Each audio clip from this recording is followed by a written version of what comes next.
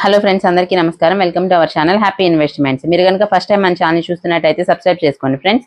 ఎన్టీఆర్ భరోసా pension గురించి ఒక update ఏంటి అంటే, ఏపీ రాష్ట్రంలో కొత్త పెన్షన్ ని అప్లై చేసేకి చాలా మంది వెయిట్ చేస్తున్నారు. ఇందుకు సంబంధించి 50 సంవత్సరాల వయసు ఉన్న వారందరికీ పెన్షన్ ఇస్తామంటూ సీఎం చంద్రబాబు గారు తెలపడం జరిగింది. ఇలా వెయిట్ చేసే వారికి అప్లికేషన్స్ అయితే అందజేసి వారి దగ్గర అప్లికేషన్స్ తీసుకుని తర్వాత పెన్షన్ ఇచ్చే ప్రక్రియ అనేది మొదలవుతుందన్నమాట.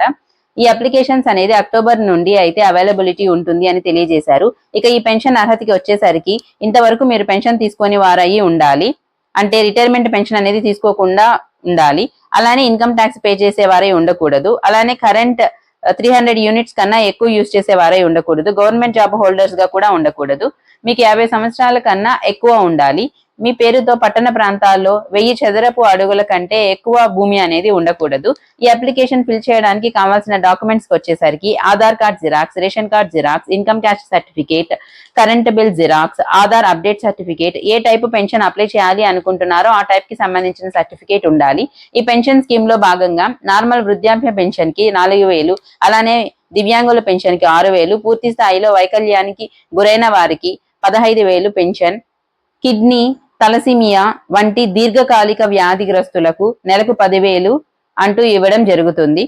మీకు ఈ వీడియో కనుక ఇన్ఫర్మేటివ్ అనిపిస్తే లైక్ చేయండి, షేర్ చేయండి, సబ్స్క్రైబ్ చేసుకోండి. Thank you.